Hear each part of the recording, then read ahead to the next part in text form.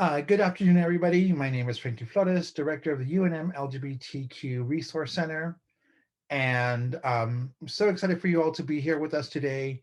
This is actually the first in a series of Cafe Qs that we'll be doing with the UNM AHAS group. AHA stands for Association of Joteria Arts, Activism, and Scholarship.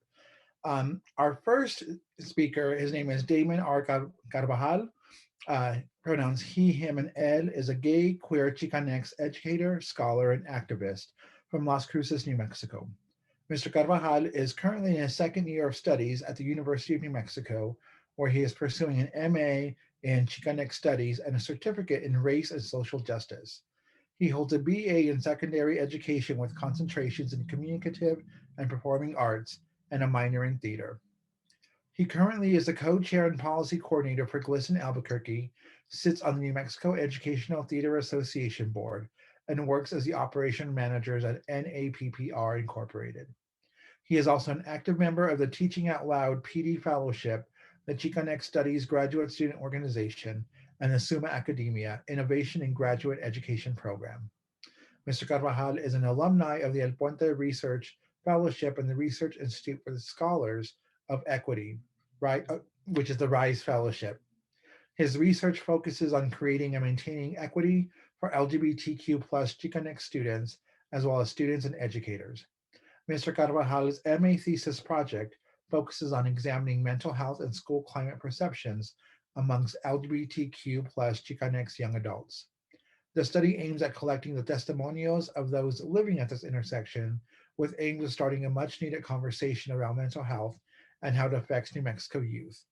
Mr. Carvajal's work aims at recentering the lost voice with a focus on equity and social justice because all students and educators deserve to have their voice not only heard but centered. Si se puede.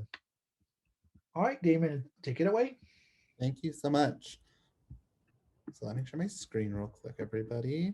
Good afternoon. Thank you for joining us. I'm excited to go over some of the work that I do and sort of shining a light on work that is often lost in multiple spaces. So starting off, I've entitled this Cafe Q, Hybrid Theories in Queer Crit as the Future of Queer Studies. And I really feel too, it could be the future of ethnic studies, the future of Chicanx studies, the future of race studies overall as well. Because as we'll see, the hybrid theories throughout have a lot of implications for creating more equity within the higher ed spaces. So getting started. So what is a hybrid theory? That's definitely one of those concepts that I think a lot of us enact in different spaces, whether that be in academic spaces, whether that be in community spaces, and we each utilize these different sort of hybrid theories as a means of creating an understanding of our different lived experiences. So for the purposes of my work specifically, as well as just hybrid theories in general, I've keyed it the combination of two or more theories into a singular theory that can be used to better understand the lived experience of participants, a phenomena, or any occurrence in the world. So for example, I use queer critical theory, which is a combination of queer theory and critical race theory.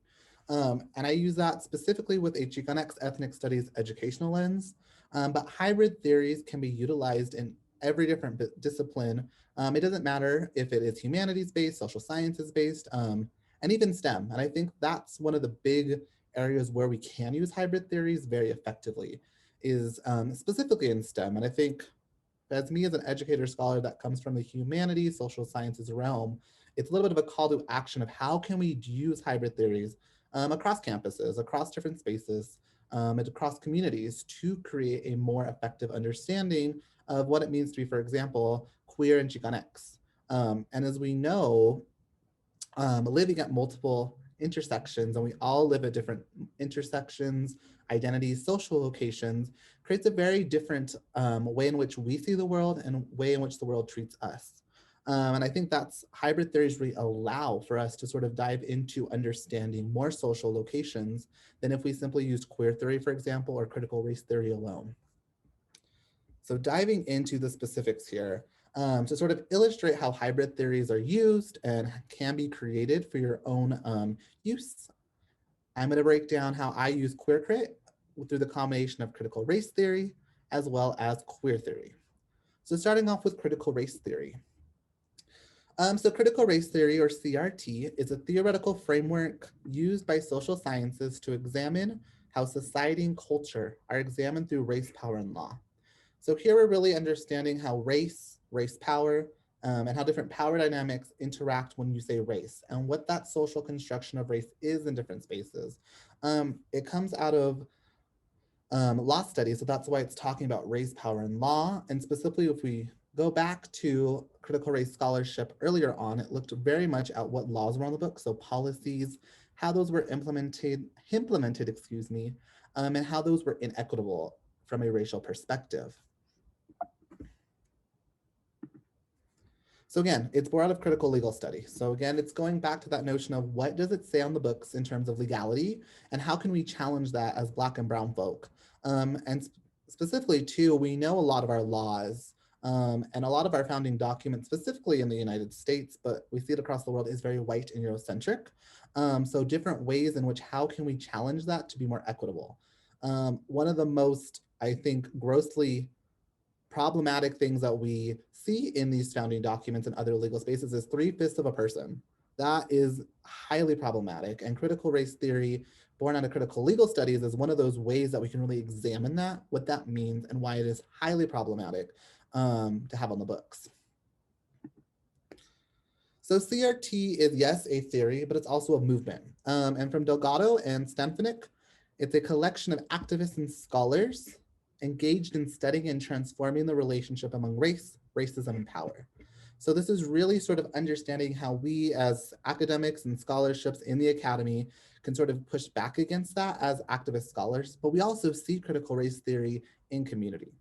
And I think it's really critical to note that critical race theory as a concept and an entity was, yes, introduced into academia in the 1970s, but it is been enacted in community spaces for much, much longer. And a lot of people think specifically to like hybrid theory, it has to just be applied to academic spaces, but that's not the case. We see the theorizations and theories utilized, and we might not call them critical race theory in all of our community spaces or queer theory in all of our different community spaces. But at the root, that's really what we're enacting. And it's really like this definition, this little quote talks about, it's a collective of activists and scholars. It's really understanding that intersection and that overlapping of community, academics, and how we can create transformations. For critical race theory, that's looking at race, racism, and power, and how those different power dynamics shift into one another. But it could be done for different hybrid theories and theories as well.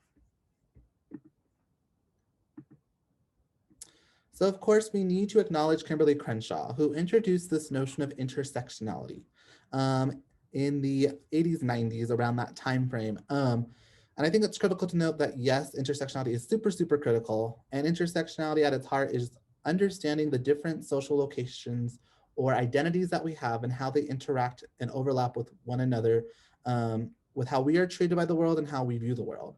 So Kimberly Crenshaw, this comes out of Black feminist critique, Black feminist thought.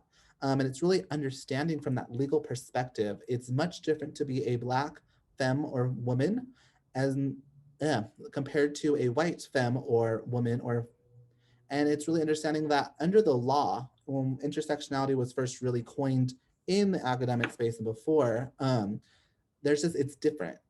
By the law, we saw that it was largely based on, okay, if you were a femme person or a woman, you were treated one way, but we have to acknowledge that the Black femme or Black woman experience is highly and much different than that of a white woman, and white femme identified peeps. So I think that's really important to know.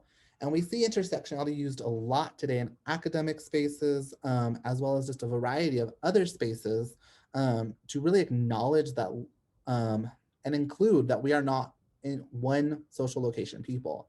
So for example, hybrid theories really allow for us to look at intersectionality in a way that is theory-based.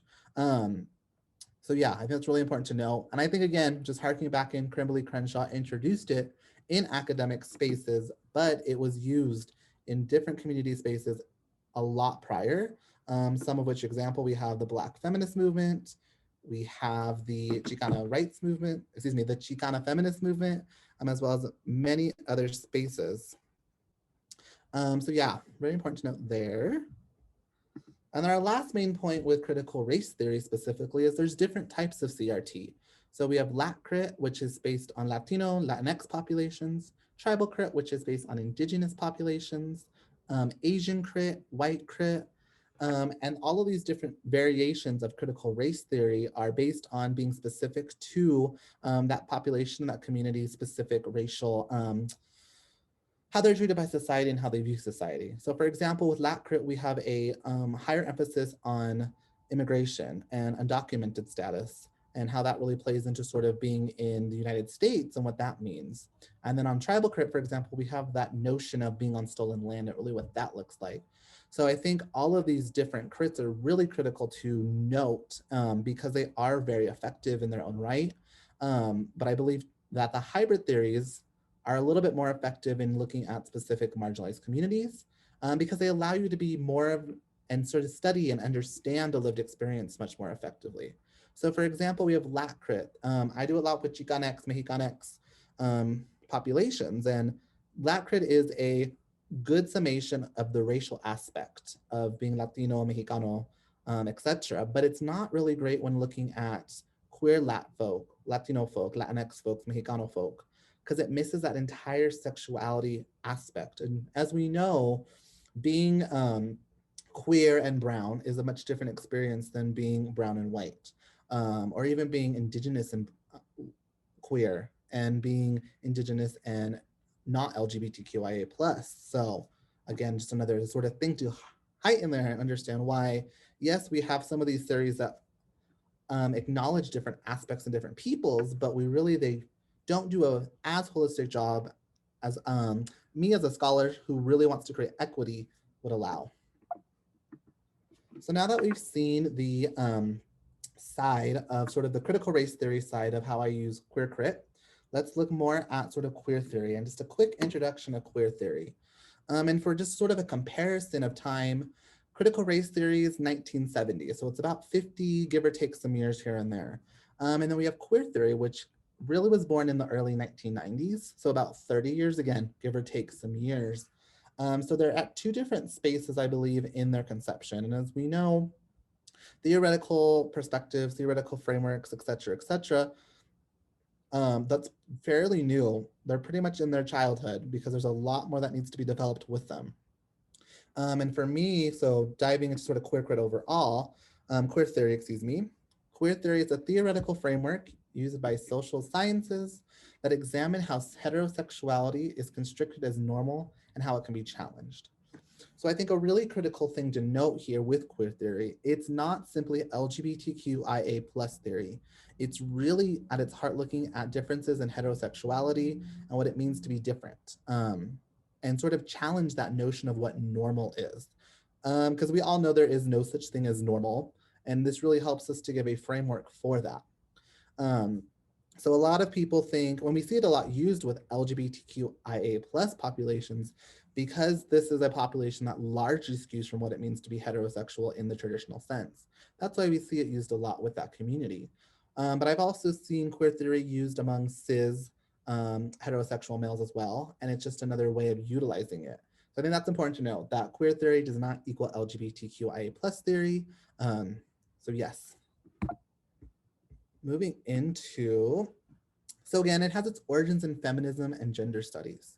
And because of those origins, there is still a large percentage of scholars that I think utilize it in a way that's very true to its form and they have not done a lot of pushing to really push it into a 2021 perspective. And I think that's largely symptomatic of both the the racism we see in the queer community overall, as well as sort of the racism across society. And again, sort of being in an academic space as a marginalized person, it can be hard to sort of push boundaries even more. So if you're doing queer theory work, it already marginalized you once. Thus, if you're going to do queer BIPOC stuff, it even pushes you in a little bit more of a space that's a little bit harder to navigate. And I think that is very symptomatic of the toxic ivory tower and academia overall. So, but I think that's really one of the biggest issues and critiques I have with queer theory overall is it's largely white. It's largely hasn't moved past its origins in a lot of cases. And it's largely co-opted in different spaces to simply look at sexuality, not really understanding what queer theory is. So queer theory, again, it's born in the 1990s out of the notion that the mainstream media and popular prejudice that marginalized sexual worlds are bleak and dangerous. So at its root, queer theory is a theoretical perspective that was created out of means to show that the sexual deviant, in quotes, of course, does not live a bleak and dangerous life. We are and still are people like everybody else, and it's just another part of our holistic makeup. So queer theory really is a space in academic spaces and other community spaces as well, where we can truly sort of challenge notions that this lifestyle, i.e., in quotes again, is dangerous and bleak. And it's really challenging that. It's showing, yes, we are LGBTQIA plus in a lot of spaces. We challenge heteronormativity, we challenge transphobia, we challenge heteropatriarchy, et cetera, et cetera. But that is just one part of our entire makeup. So yes, and moving on to our next point. So queer theory is queer because it questions the assumptions that there's any normal expression of gender. Again, we're going back to that gender aspect of everything and acknowledging that it's queer. And again, we need to, I think, acknowledge too the roots of queer and how it has been used as such a derogatory insult and a term of not endearment for so long. And sort of, I think queer theory in the 1990s, sort of putting that in academic spaces, was a push to appropriate and really recapture this word for the community by the community. Um, but again, it's challenging the notion of normal versus queer. So, i.e., normal versus other. And it's helping to normalize what queerness is, what queerness means in and out of academic spaces. So again, I want to challenge again that queer theory is, yes, a theory that was keyed in academia in the 1990s, but it was not created there, and nor does it just live there. This is definitely a space that is created in community. It's enacted in community, and it's been enacted in community since the creation of time. And we see it a lot today with different social movements. So and I think it's important too to acknowledge the roots of queer, because now we're really hybridizing critical race theory and queer theory, and we're putting them in conversation with each other. And that's a different space than if we were just talking about queer crit alone, critical race theory alone, or queer theory alone. So we really need to understand where the roots of this queer BIPOC experience originated from and why we need to acknowledge that. And I will say this a million times throughout, and you're hearing me again, is we need to acknowledge where these were created before they were entered in academia. There's a grossly inaccurate notion that these were only created in academic spaces and they should only live in academic spaces. And that's highly problematic. And I think that's really one of the key areas why hybrid theories have a lot of potential for social justice, both in and out of the academy, because they help challenge these notions even further. So our first root of queer crit grew out of feminists of color critique, with pioneers such as Patricia Hill Collins, Black feminist thought, Gloria Anzaldua's Borderlands of La Frontera, and Audre Lorde's Sister Outsider. All of these texts are feminist in their conception and were viewed largely as feminist in their conception, but they are also highly queer. And it's at that intersection of queerness, feminism, and BIPOCness that we really see queer crit getting its roots. And in these pieces, we see these are more academic pieces. I argue that academic versus non-academic pieces are semantics, and every piece is for all, but that's a different story for a different time. But these are the more academic spaces where we really see queer crit emerging. And there are a ton more different spaces and different text, studies, books in academic spaces that really are doing queer crit work before it was named queer crit work. But these are three of the most prevalent, and I think three of the most that have influenced my perception and my conception of queer crit, and that's why I include them here. Our second is our community spaces. And I want to highlight here, we have the ballroom culture we saw very much in the 80s, 70s, 90s, give or take some years around there. These are really spaces that were created by BIPOC folk, BIPOC queer folk for BIPOC queer folk. And I think that's something that we don't really think about. And sort of being in those spaces and creating those spaces as community for each other and for themselves is something that is highly, it was critical for the time, critical for today, and something that was very revolutionary. Because if we think back in sort of the queer rights movement overall, it's largely white, it's largely cis male dominated. So, thus, having these spaces like the ballroom culture is largely BIPOC, it's largely queer, and there's a much bigger trans acceptance as well as trans just acknowledgement, I think, in that space. It's one of those that all peoples could be themselves in these spaces. And that's really something we did not see. And honestly, we don't see a lot even today. Um, so I think yes, and other community spaces as well. We have the Chicano Movimiento, and a lot of people, again, that's very patriarchal. If you were a woman, if you were LGBTQIA plus, you were not included in that narrative. And I think we need to acknowledge that there were spaces within every movement where that was happening. And it's really in these spaces within the spaces where queer crit was enacted and queer crit was allowed in a sense and created in a way that allows us to be where we are today. Um, so yeah, that's really critical to note because without community, without them really pushing boundaries, our academic spaces would not even have any glimpse of hope to do any of this work. And even this work today is highly challenged and it's hard to do in a lot of spaces, but at least it's more accepted. And that's all has to be given back to our community members and those who are on the front lines fighting for that. And then lastly, we have the queer rights movement. Again, this was largely a white cis male movement. But like the Chicanx rights movement, those who were holding up the true foundation of the movement were not those that are the face of the movement. It was the BIPOC folk that were holding up the queer rights movement and still do it today. Um,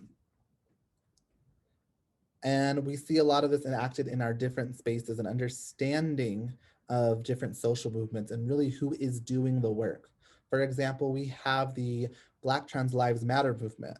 Black Lives Matter is a critical movement, but we often ignore the queer folk who are doing the work, and they're often the core. That movement was started by queer femme identified peeps. So I think that's something we really lose. Going back to Stonewall, which has been credited as the first queer rights movement, queer right event in the movement, which is highly incorrect because we had Compton's Cafeteria Rights before, as well as many other events. But that was started by trans women of color. And again, that's really acknowledging that those are the faces, those aren't the faces of the movement, but those are who are doing the hard work. And I think that's true with queer crit. We don't see a lot of these scholars who are doing this work. This work is often viewed as negative. It's not considered pure because it takes different theoretical perspectives and mashes them together. But it is at its heart one of the most critical spaces to talk about because we don't have ethnic studies without queer folk. We don't have race studies without queer folk. And I think that's something really critical to note that even in spaces where we are intersectional or that's the portrayal of what it means to be in those spaces, they're not often the case. Um, we see a lot of our sexuality studies coming out of women and gender studies departments throughout the country, and that is okay. But again, I think we really need to challenge some of these spaces that are being created because are they just throwing on and sexuality studies to be edgy? And I think queer crit's a way to really challenge that. So yes, you are saying you are women and gender and sexuality studies department, but are you really? So yeah, but moving on a little bit more. So now we have critical race theory, queer theory, and we kind of understand some of the spaces where it started. And there are many spaces where queer critical work are started, enacted, and continue today. But those are just some of the main ones that I pinpoint as being critical for the foundation of this work to happen. So for me, I have tried to define queer crit in one summation here, and this is my attempt. And again, this is something that is forever changing. So queer critical theory or queer crit is a fusion of the traditionally white queer theory and the single issues critical race theory. And it melds them into a single theory where whiteness is removed from queer theory and critical race theory is expanded to be more encompassing of other identities to create a hybrid theory where the lived experiences of queer BIPOC folk can best be understood. So that's a mouthful, and I've tried rewriting it a million and one times. And if this comes from 2009 when I first started really diving into this work, and I haven't really changed it since because there's just so many facets and important things that need to go in there that's hard to sum up.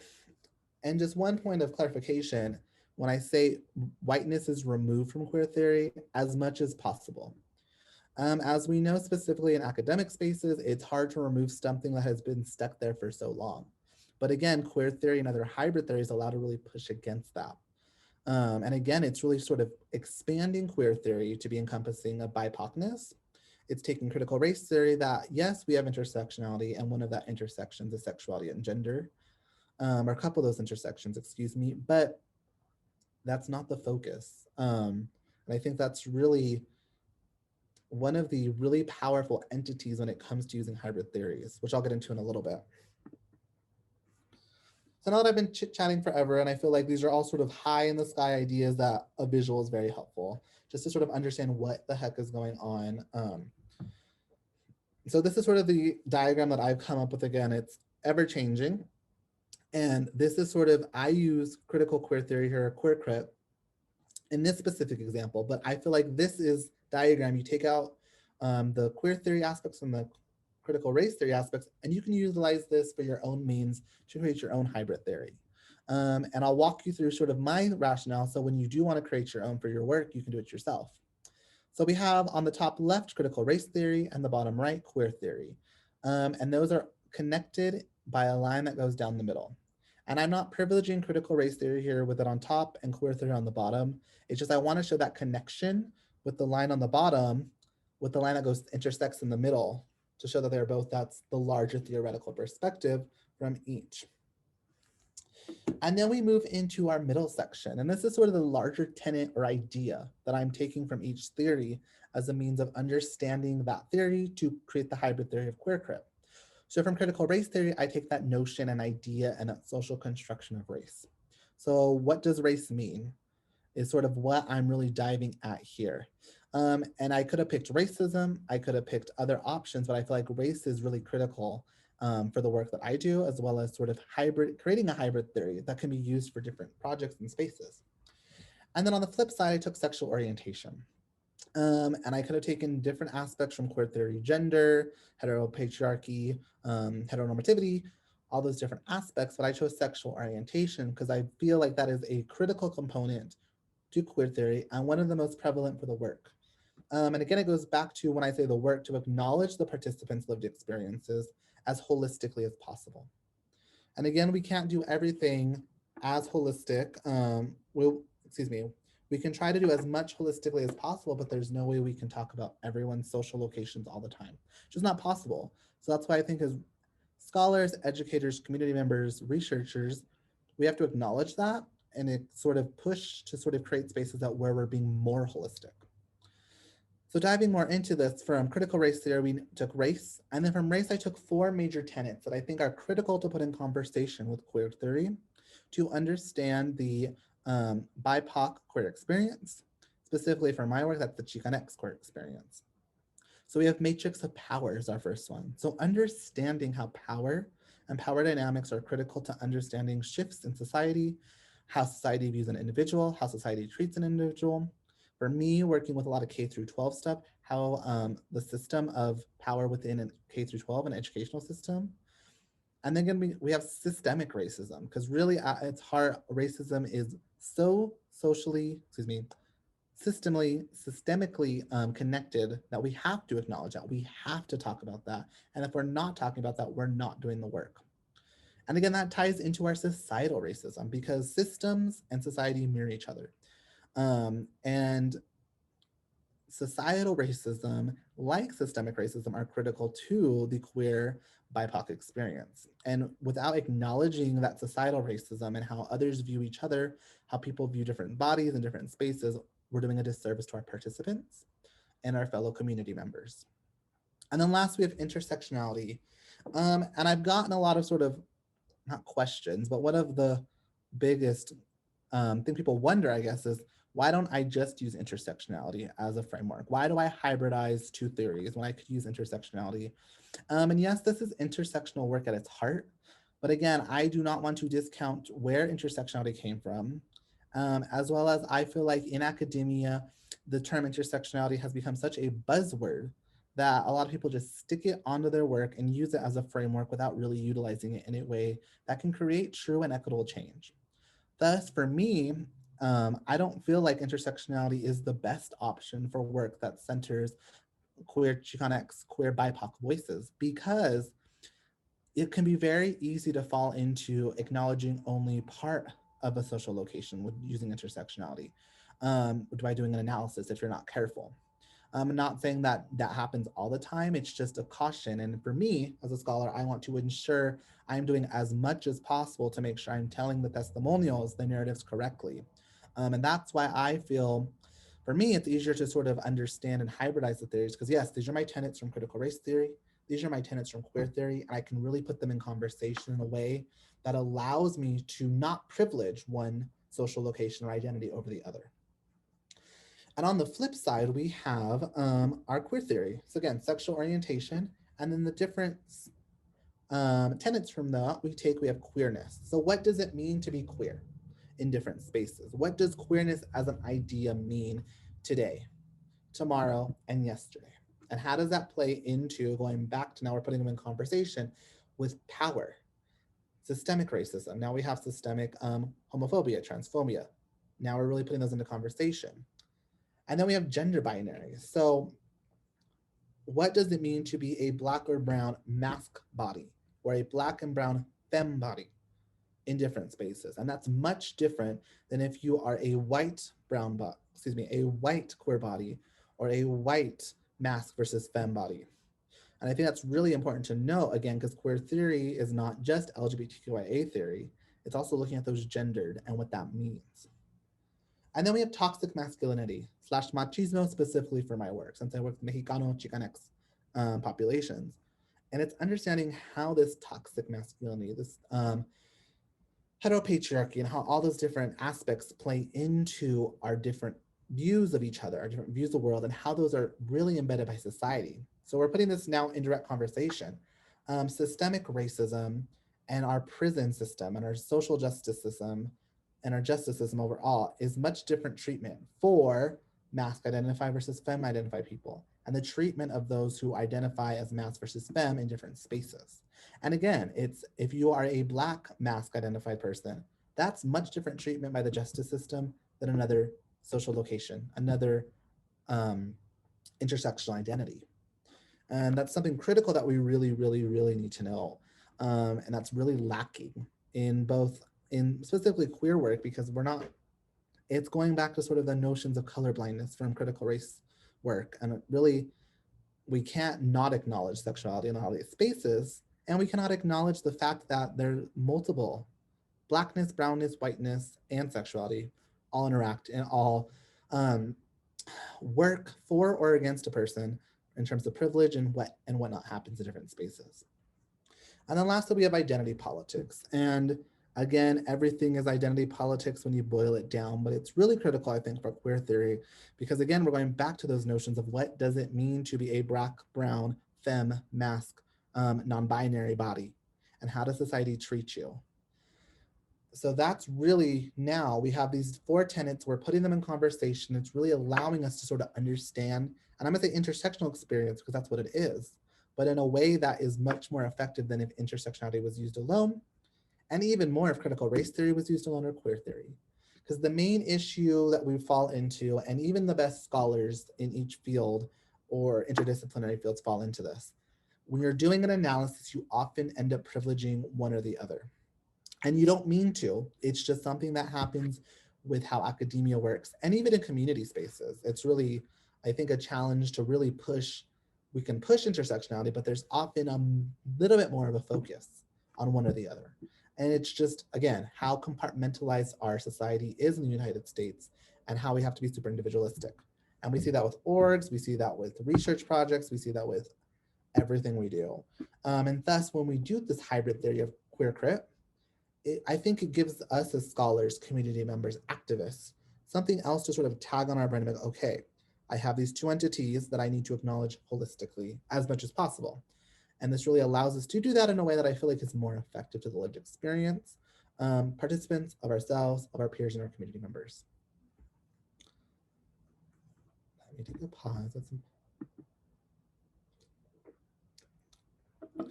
Okay, so now we have hybrid theories, queer crit, its background, and I want to provide you an application of queer crit. And I feel like with theoretical talks and things, they get super convoluted and people get lost. So I really want to sort of ground this again back into tangible work that creates equitable and social change. So for the study I'm focusing on here, it focuses to understand the high school experiences of what it was like for Latinx LGBTQ plus mask identified youth. And this was as a means of informing what needs to be changed in the educational system to get more equity for them. So this was a smaller scale research project I did a couple years ago, and it includes two in-depth, semi-structured interviews asking male, I use male here instead of mask because that's how they both identified, Latinx LGBTQ plus college age participants who are reflecting on their K through 12 experiences. So i.e. some retrospective work. And really this was a tell me your story, tell me what you did in high school. So it's very testimonial based. And what are things that you wish were changed? Being able to look back a little bit, what are some things you should change? And one of my biggest um, critiques of educational research by and large is it often privileges one identity over the other. For example, we see largely in studies done, we're looking at the queer student population, period. We're looking at the students of color population, period. We're looking at the Latinx population, period. And I argue there should be no period because here we have two Latinx LGBTQ mask identified youth. That's a much different experience than if I said to Black LGBTQ plus mask youth, to white LGBTQ femme youth. It's all different. And we need to stop putting the period so quickly on the work. So some of the themes that emerged, and I think this is really where that queer perspective comes in because it allows us to acknowledge queerness, BIPOCness in a way that is authentic, holistic, and true to the lived experience. So first we have LGBTQ plus and staff of color teacher / administrator presence is lacking. So again, here we have a ton of research that says, yes, we need LGBTQ plus teachers. Yes, we need staff of color. Very rarely, I haven't seen it yet. So if someone sees it, please send me the article. I would love to have it where we're talking about LGBTQ BIPOC teachers and administrators. That doesn't exist. But for us to be equitable again, we need to harken back into we need educators who look like us and who are unlike us. So we need educators who are like us. So as a queer Mexicano person myself, that did not happen. And this needs to happen. And if let's say I was doing a queer theory focused analysis of this, I would probably neglect to acknowledge the BIPOCness that needs to be stated here, the intersectionalness. And on the flip side, if I was doing a critical race theory focused perspective, the queerness probably would not make it in this final write-up. And that's really problematic because now we're informing policy in a way that's not true to what needs to happen. Moving into our second theme that came out of this study. So the curriculum was largely white and heteronormative. So again, it's that and we could add so many more ands to this work. It's crazy. But the thing is, we can only do so much to be effective. And so, but we're acknowledging now two really critical social locations for youth and students that might not have been acknowledged before. So yes, we have white curriculum and heteronormative curriculum. And we need to have intersectional curriculum. And this is really what this harkens at. So yeah, I'm thinking specifically from a historical perspective, a history class perspective here. Yes, we need to acknowledge BIPOCness, and yes, we need to acknowledge queerness, but we also need to acknowledge those who were both. And that is something that will forever, I think, be in my life's work of pushing and pushing and pushing because it's hard to happen. And I think one of the biggest barriers is academia, by and large, neglects that intersectional aspect. So moving into our third theme. So extracurricular activities as spaces of creative safety. So again, this is an idea that is really critical. So extracurricular spaces are essential. And we need to acknowledge that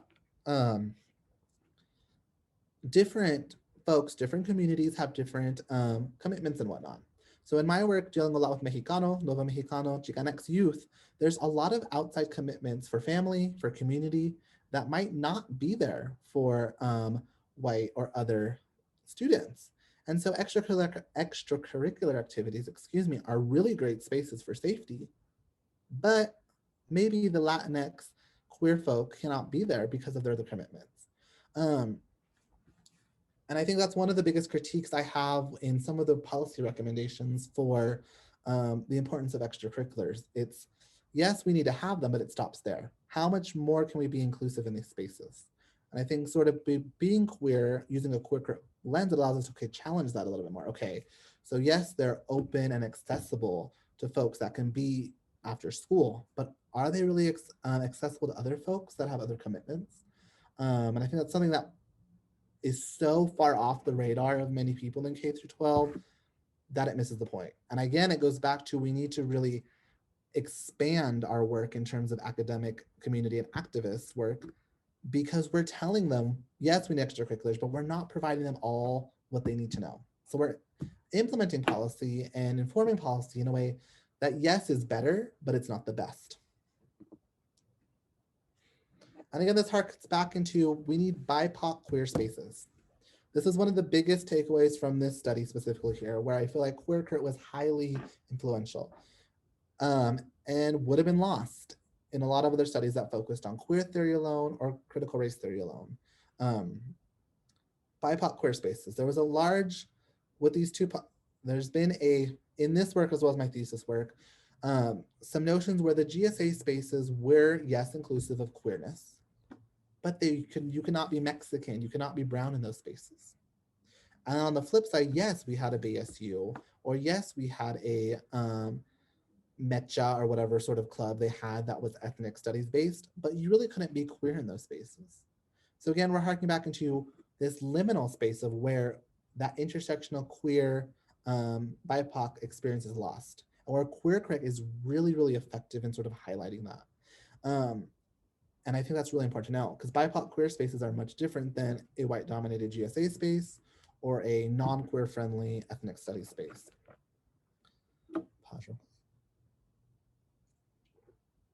So I think that's really important to know. And this is really where I think queer crit through this application is it highlights where a lot of that social justice orientedness can come. So social justice action. I am a scholar, educator, activist, and activist is probably the first in my sort of makeup. And I specifically work with a lot of K through 12 work because I feel like that's critical space where a lot of change needs to occur. And the only way to really do that is through social justice action. And again, you have to be crafty, I'll say, in how you sort of approach different spaces. We have to acknowledge systems. We have to acknowledge being in the system and out of the system and what that means. And thus, we might not be able to go do something as radical. I say radical, it's not really that radical. It's like picketing or something like that. But how can we use our spaces where we protect ourselves as marginalized folk in academia to create change? So first, queer crit to recenter intersectional and social location/identities. So again, this is now we're moving on from inclusion to recentering. And now we're not just centering queerness or BIPOCness, we're centering queer BIPOCness, which is, some might say radical in conception, but I think it's very long overdue. Because if we look at going back to our social movements, who's at the root of those movements? It's often BIPOC queer folk. Thus, we need to center that voice. And also, again, going back to if we are centering some of the most marginalized youth in our spaces, that is a safer and much more effective space for all of our youth. And I say youth here, but that goes in all of our spaces. Youth, educator spaces, higher ed spaces, graduate spaces. As a grad student myself, nothing's perfect. I've been through K through 12, K through 16, and now grad school, and nothing's perfect. So we can keep pushing. And the centering of those allows for more conversation where that needs to, as well as provides windows and mirrors for all students. So queer crit to legitimize the theory in the flesh. And I'm borrowing here from Moraga. The act of living as a marginalized body, an intersectional body, a queer BIPOC body is critical. And queer crit and other hybrid theories allow for this to happen. It allows for us to legitimize our lived experiences in a way that is understood by other academics, other community members, and our peers. And one of the most critical masses of people we can get is our peers and other spaces of academia. And if we can get them on board, more change can happen. Because as you know, a movement is not one person. And it sucks to have to say this, but we have to legitimize what we're doing to a certain point by being in the toxic ivory tower of academia. So yes, it's not enough for us just to be living and breathing and telling our testimonials. We have to legitimize it to a sense. And I think that's where social justice action really is critical with hybrid theories. So for queer quit, that is the queer BIPOC experience, something that academia in 2021 still is very uncomfortable with across the departments, even departments that are supposed to be more open to these ideas. And then queer quit to disrupt white spaces and heteronormative spaces. So this is a good way to say, okay, this is a space that is largely white, and maybe it's largely queer. So they know what queer theory is. They're not really comfortable yet with critical race theory. So you give them the lingo of this is queer critical theory. So they know a little bit of it, but then you throw in what needs to be changed. And now you're getting that conversation really going in a space in a way that is both holistic, authentic, and help really push for change. And on the flip side, um, if this is a space that is largely heteronormative, which we see in a lot of BIPOC communities, a lot of BIPOC departments, how we can start having that conversation. I feel like to really push for social justice action in systems, so going back to our systems again, you have to play the system and play the game a little bit. And that's the sad truth of academia and systems in general. But if you give them a little bit, you can take a whole lot more. You can push a whole lot more. And I think really this tying this back into sort of hybrid theories as an entity overall and moving beyond just queer crit, there is a huge potential in the hybridizing of theories, specifically in all spaces. There's no one department, there's no one space that does not need a little bit of push to be more social justice and equitable. And I really challenge anybody that is in STEM specifically, but everybody across campus, if how can you maybe you do a critical race theory analysis where you're hybridizing something that's more traditional for your field? Because that's getting a conversation started in your field about race studies, which is critical for equity, but does it in a way that is true to your work and allows for a conversation to happen. And the same is across the board. Queer theory, critical race theory, theory in the flesh, borderlands theory, all of these different theories, and how can we sort of match those up in kind of weird combinations in a sense, but that's really where conversation can occur. And I think it's by mashing up these different hybrid theories, really going for it and really doing the work to understand both theories will make you a better researcher, community ally in some cases, and as well as person overall.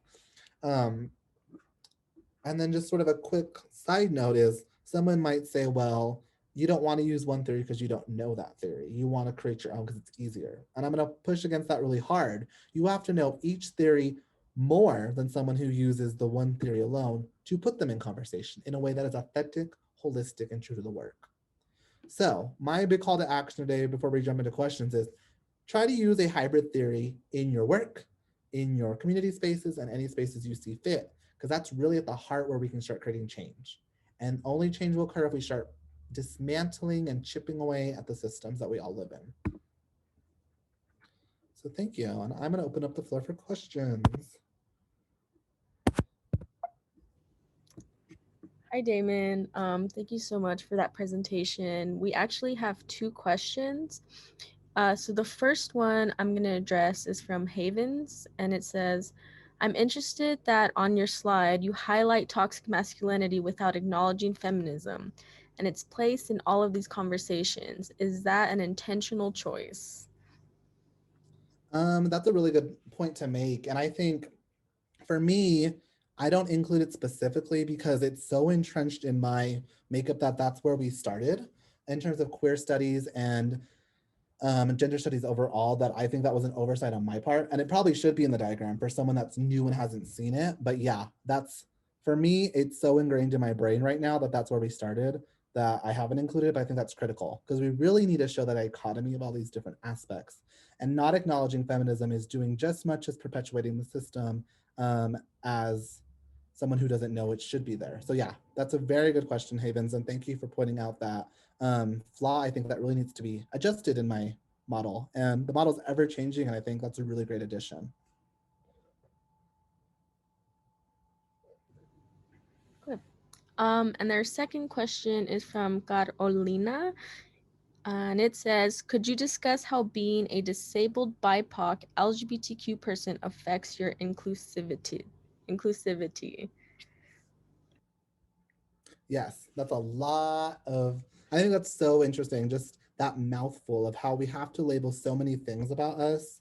Um, and I think the more, not always, and I think this is really important to know, the more marginalized communities you come from, the more likely you are to be aware of others and other spaces that need to be changed. And I think for me, as a person who lives at many, many intersections that are considered marginalized, it's just really made me more aware of what's going on around me, how I interact with the world, and sort of how I see others interacting with the world. And as an educator, I think that's something that's really been a really big plus for me because I'm able to sort of take a bird's eye view of certain things and sort of, okay, I see this student has these different intersections.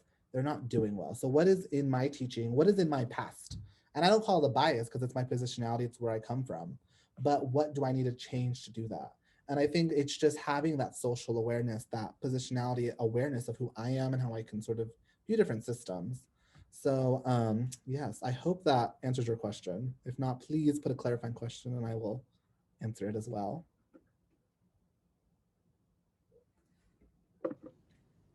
So it looks like that's all the questions we have for right now.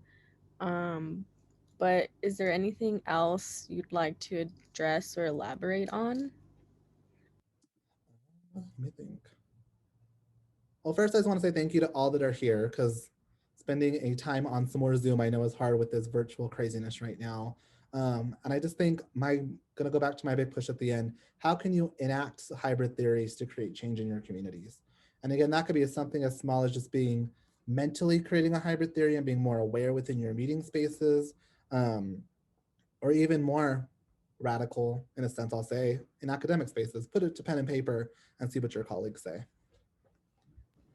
And Damon, I actually have a question for you, and I apologize if this was already included in your presentation, but the hybrid between critical race theory and queer theory, is that something that you made up, or is that something that you were inspired by another theorist or another hybrid of theories? Yes. So that's a great question that I did not touch on. So I've been very fortunate and I've been in different fellowships and research spaces. And I noted earlier on in my undergrad that I just felt like there was nothing that really encompassed my social location, my experience. So I started really creating this, not knowing that other people were doing stuff similar.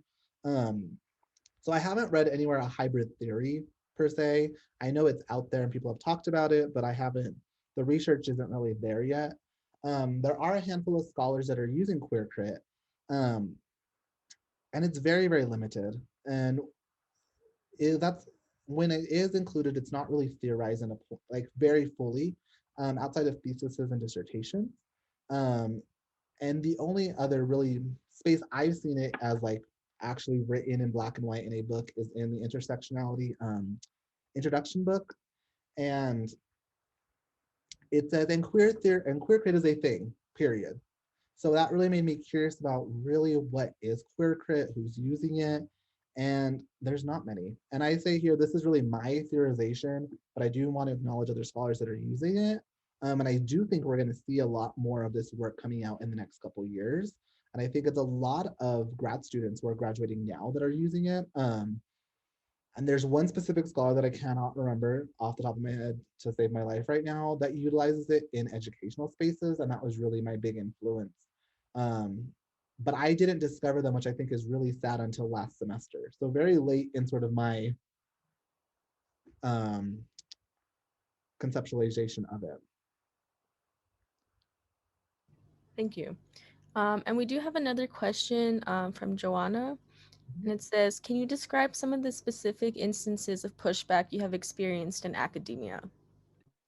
Yes. So first, I just want to preface with I started and did my BA in education, and I am no longer in education fully. I jumped into ethnic studies because I just felt like that space was not ever fully inclusive of who I am.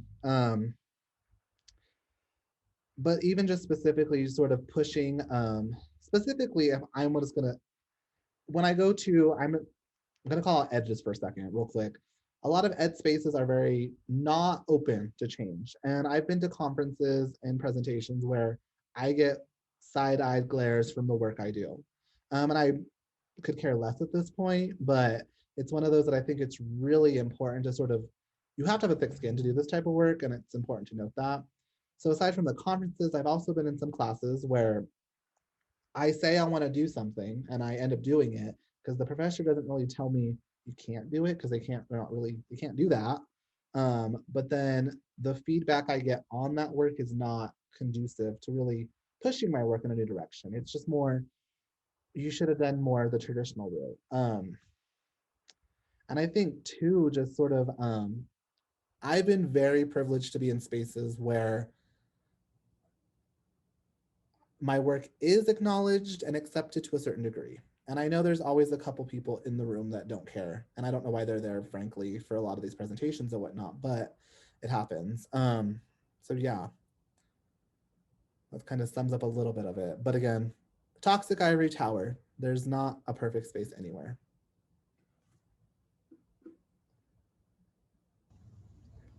Thank you for that.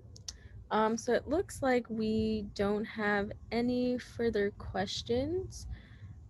But with that, once again, thank you so much for your presentation, and for the work that you're doing for the future of queer studies and also Chicana studies.